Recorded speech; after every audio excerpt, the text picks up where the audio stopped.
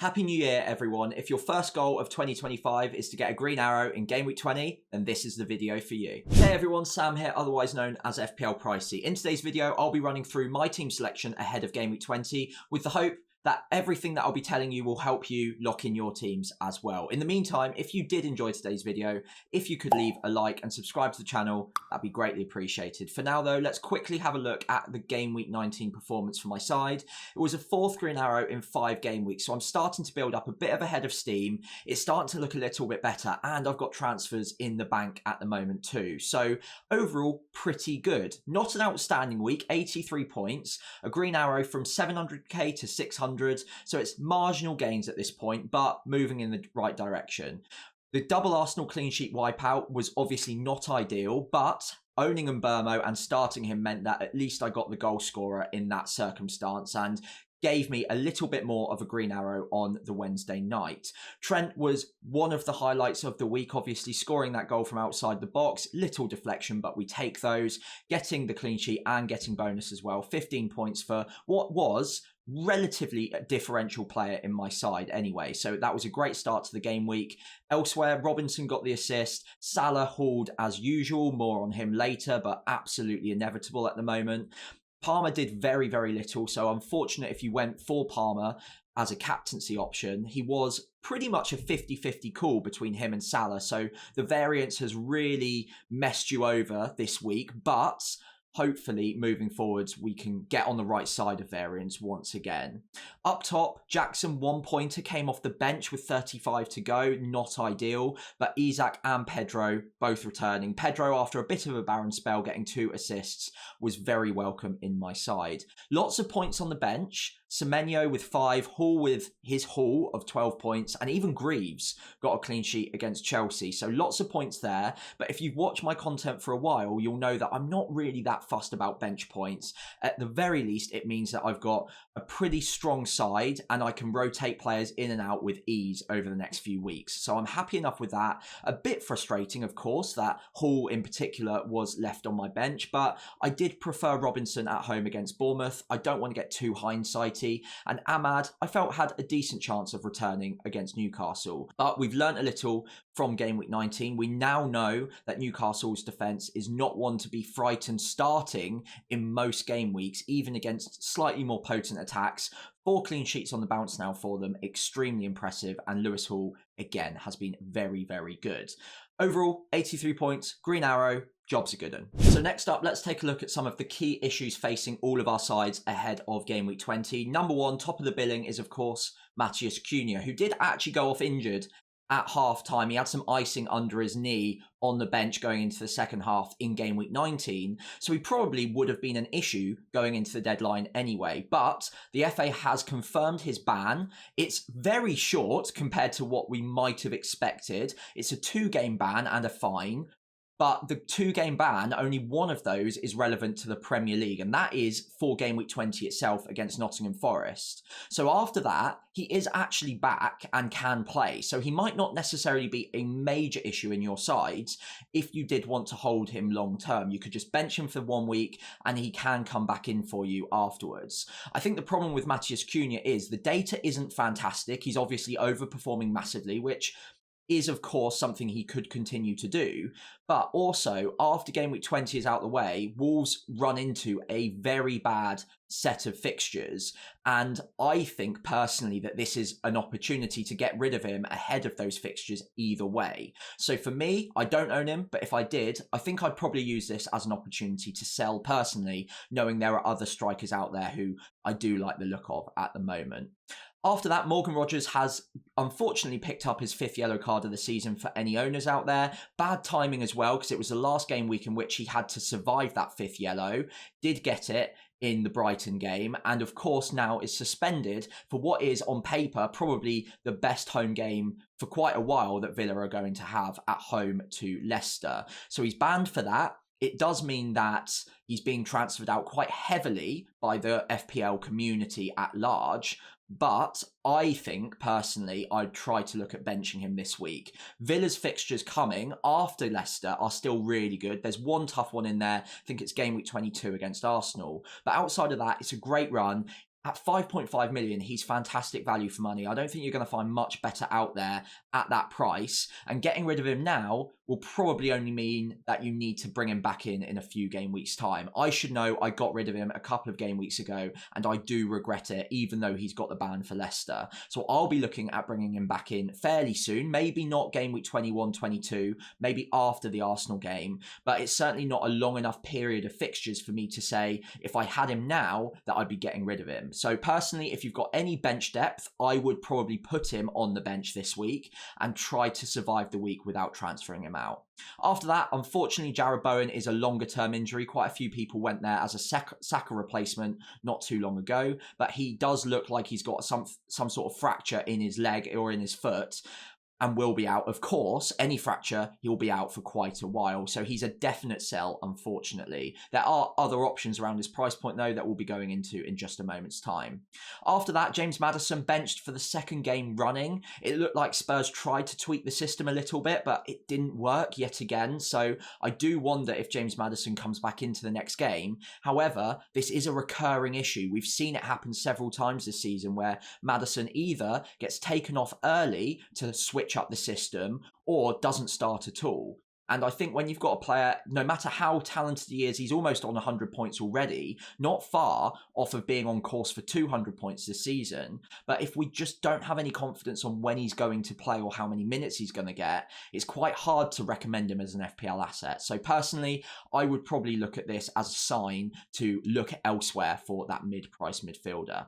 After that, Nicholas Jackson, nothing wrong with him. He just got benched again. And unfortunately, we've seen in recent weeks over the busy Christmas period that Jackson is definitely up for a benching every time that they've got a midweek fixture. So if they've got a tight, congested period of fixtures, Jackson is always quite likely to get benched in at least one of them. We saw that a few weeks ago, and we've seen it against Ipswich as well. He did come off the bench to try and rescue the game, so I think he definitely starts against Crystal Palace. So I don't think he's necessarily an immediate sell, but he's also on a bit of a barren streak at the moment. I think it's 1 goal in 6 or maybe even 7 game weeks now. So a player that is becoming an issue, but I don't think it's a must sell like some of the others on here. Right, so on to the transfer targets ahead of game week 20. A number of these I talked about at length earlier on this week in my who to buy video. So do go check that out if you get the chance for a more elaborate discussion on each of these. But no question about it, the number one transfer in for a lot of people this week is going to be Chris Wood.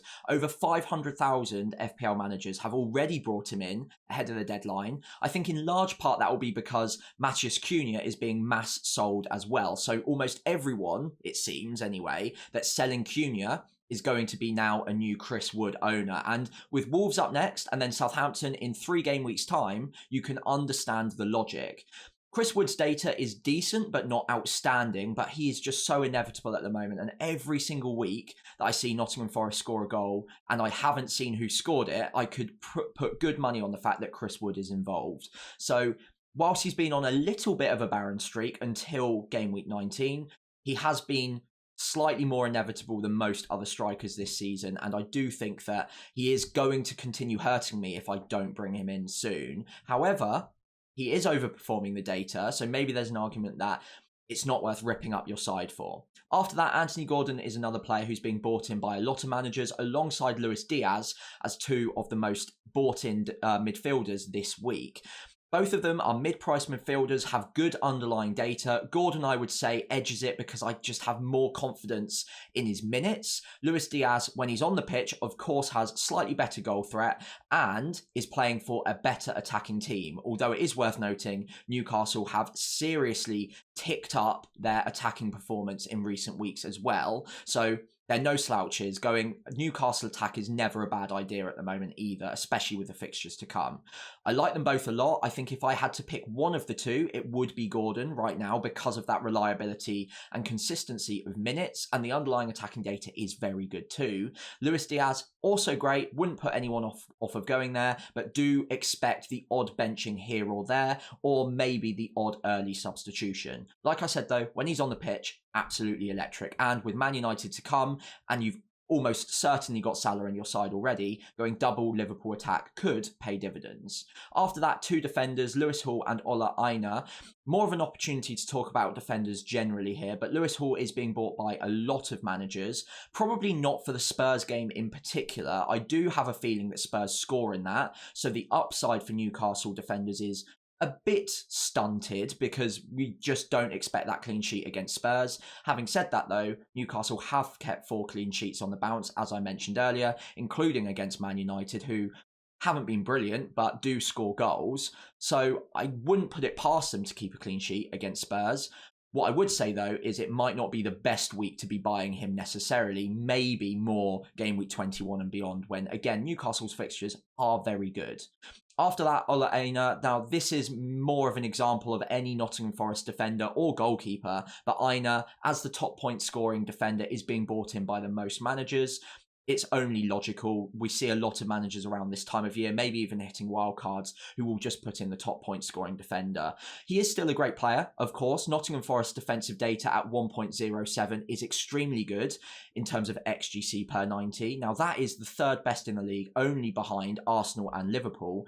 So if you wanted to buy a defender this week, I couldn't really put you off of bringing in a Nottingham Forest defender. My personal preference would be Milenkovic, slightly better attacking data and much better goal threat than Aina, and cheaper as well, 0.5 cheaper, does go a long way in FPL. So I like Aina, but I think I prefer Milenkovic personally. So a quick look at the match projections from Rob T FPL. Do go check him out on Blue Sky and Twitter if you get the chance. Fantastic work as always.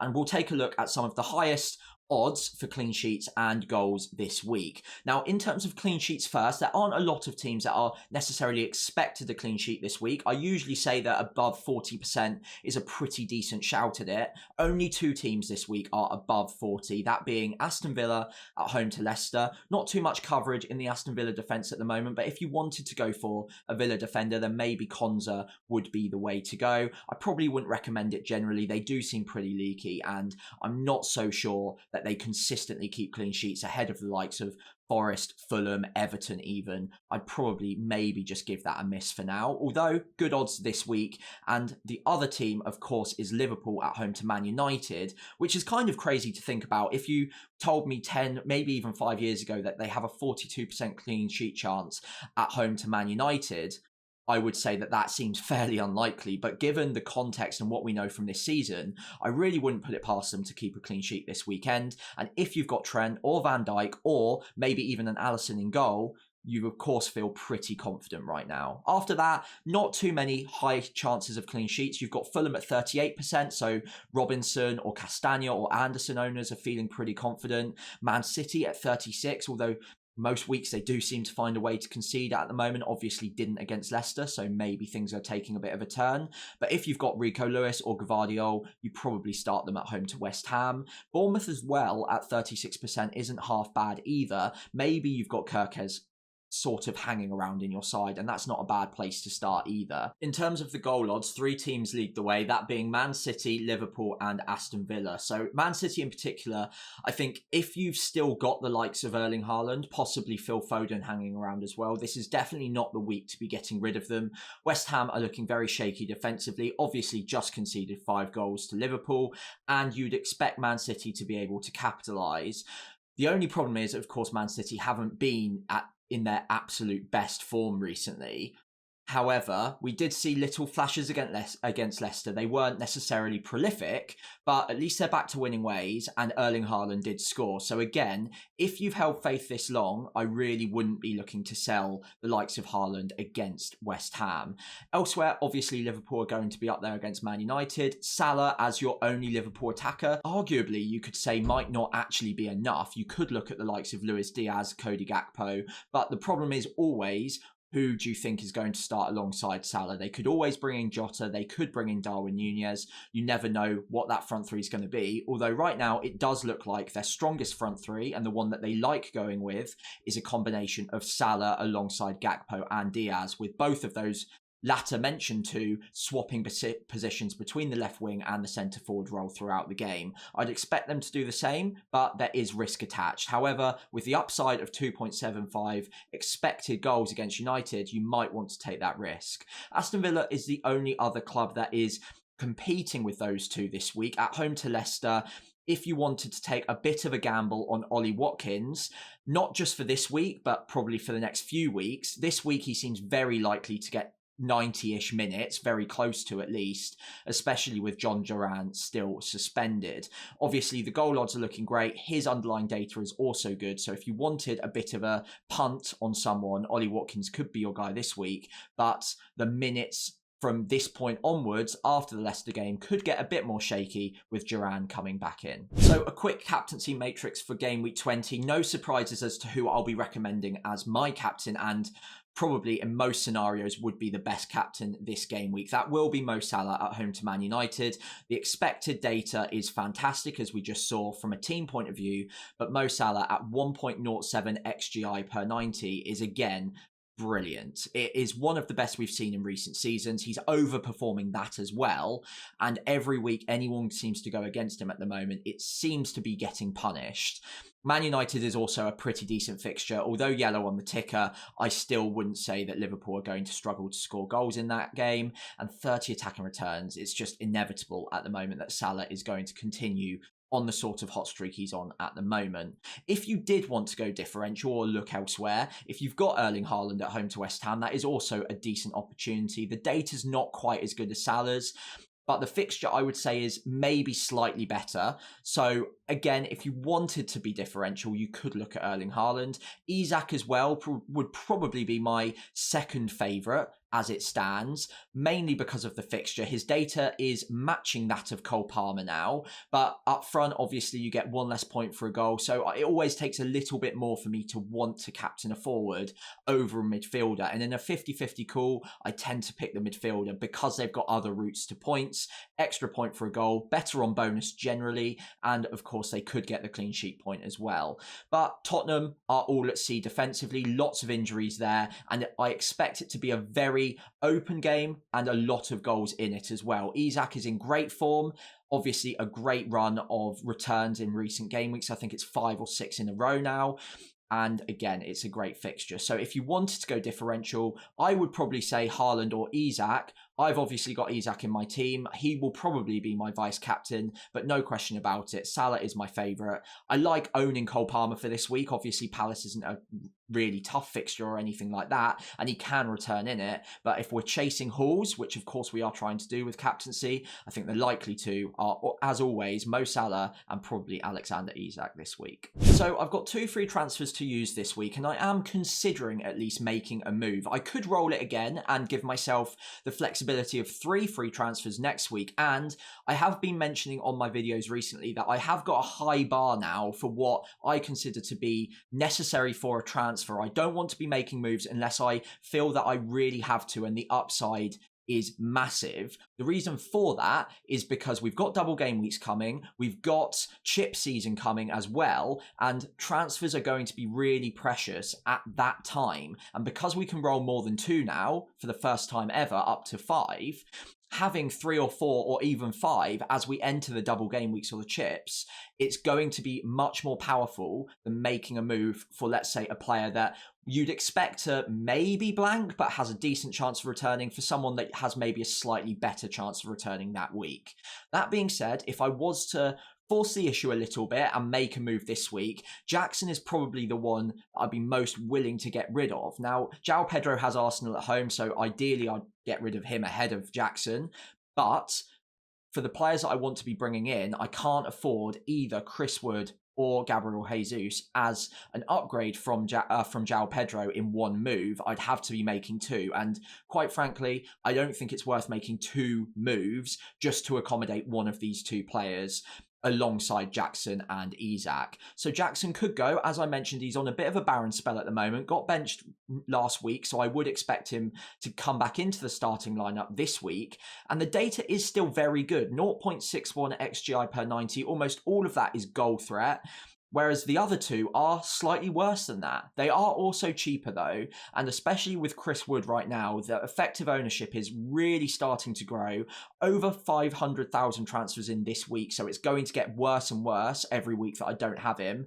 If he does return, it's going to hurt me. But you've got to look at it from both sides. If he does return, it's going to hurt me. But also, if he doesn't return and Jackson does, that's a huge advantage to me because Chris Wood will be so high owned, I'll have a leg up on the rest of the FPL community. So it is risky to continue going without Chris Wood, and I do want him, especially because 2 of the next 3 games are against Wolves, who have improved but are still struggling defensively, and Southampton, who again are very poor at the back. So you would expect points in those 2 games, but would it be the craziest thing ever if he didn't return? I'm not so sure it would be crazy. So 0.43 XGI per 90 is notably behind that of Nicholas Jackson at 0.61. In fact, it's only 2/3 of the attacking threat that Jackson's got. So am I forcing the issue just a little bit too much by making that move?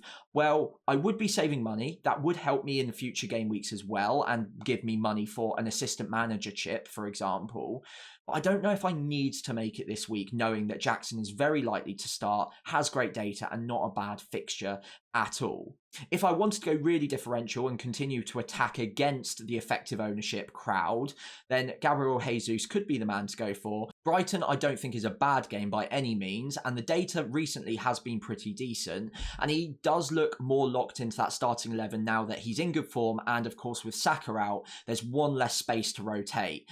The one thing to note as well is that Havertz was out with an illness in the midweek fixture. He'll probably be back by game week 20, but you never know. But if he is, then again, it's just one more spot for Jesus to compete in, and his minutes might get reduced slightly, knowing that Trossard can come in, Martinelli can play in his position as well at times, Jesus could be pushed out wide, Havertz as well could come back in and take his position too. So I'm not so sure on Jesus. I know he is being bought by quite a few managers now, but personally, I'd like to see a little bit more, and I'd like to know for sure that he's locked into that starting lineup and will be getting 80-90 minutes a week if I was to go there. So moving on to my full team selection ahead of the deadline, 2 free transfers, 0.4 in the bank, 600k, and of course we've had 4 green arrows out of the last 5 game weeks. So on a little bit of a roll, we've got some momentum, and 2 free transfers means that I do have options. Now, I think the weak link in my starting lineup at the moment, notably, is probably João Pedro at home to Arsenal, but I don't think it's worth a transfer for me at the moment. He's got really good minutes, 90 minutes in the last 4 game weeks in a row, just goes to show how important he is to Brighton. And I think if he hadn't returned in game week 19, maybe I'd be a bit more hesitant to hold on to him. But knowing that he did get the 2 assists was a bit of a reminder that this guy can return in any game. And even though it's against Arsenal, I wouldn't put it past him to raise his game. He did it against Man City earlier on in the season. He could easily do so again. Now, of course, next week he plays Ipswich as well, so just yet another reason to hold on to him. It does mean that I'm going up against double Arsenal defence with João Pedro. So a bit like last week, I had double Arsenal defence against Brentford. I also had Mbeumo, and Mbeumo wiped out the clean sheet, but I was happy enough to own the attacking asset that got that clean sheet wipeout.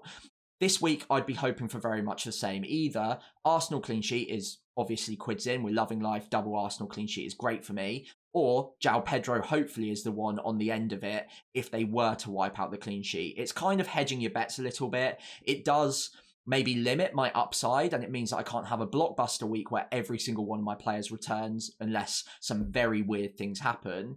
But I don't want to rip up my side and cost myself transfers just because the matchups aren't ideal for 1 week. I said it last week, I'm trying to implement a high bar for transfers, and just because it doesn't look ideal on paper this week doesn't mean that João Pedro's not a good player to be holding on to moving forwards, and the same goes for Arsenal defence as well. Outside of that, my backline, Robinson and Trent, both very happy to keep. As we saw, the clean sheet odds are looking really good for both of them. Trent has been fantastic. Robinson is the top assist creator in the league so far for defenders at 7. I would hope that they can keep a few more clean sheets, Fulham as a team, but you're very happy to hold on to him at the moment. Hall at the moment is benched for me away at Tottenham. I do like him this week. I think he's got a good chance of an attacking return, but I think the upside is limited by the fact that Tottenham are likely to score against Newcastle. Newcastle very, very tight at the back. but Tottenham do score in almost every single week and their attacking data is still strong. So Lewis Hall, for me, is sat on my bench, but some of you will happily be starting him, I'm sure.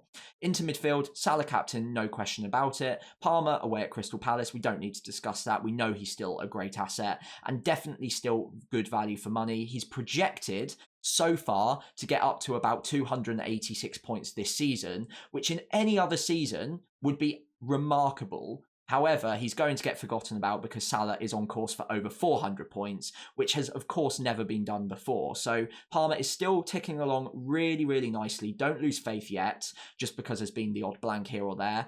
But, of course, he is in the shadow of Mo Salah this week. And Burmo away at Southampton is absolutely fine. Semenyo at home to Everton, I don't love the matchup. I think Everton will sit in quite deep. And Bournemouth struggle to break down those sides a little bit more often than if they were playing a side that goes more toe-to-toe with them. And it's a bit of a ping-pong match where one will attack and then they're exposed at the back and then the other team will attack.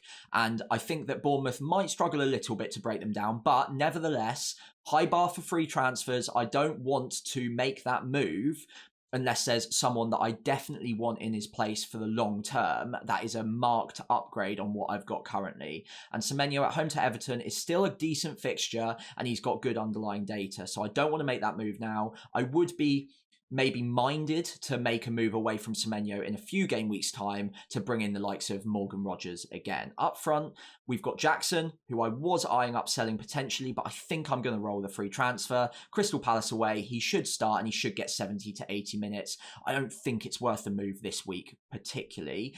Isak will be my vice-captain away at Spurs. We've discussed him in the captaincy matrix section, a fantastic option for this week. And we've discussed João Pedro already, meaning Amad Diallo away at Liverpool will be sat on my bench as my first sub. Again, not ideal. He's been very frustrating since I brought him in. No returns for me so far, but he can sit on my bench this week and I can reassess next week having 3 free transfers in the bank. As we reach the end of today's video, I'd really appreciate it if you could leave a like and subscribe to the channel. But if you've got any questions whatsoever about Game Week 20 and what you can do with your side, leave them in the comments below and I'll try and get back to you before the deadline.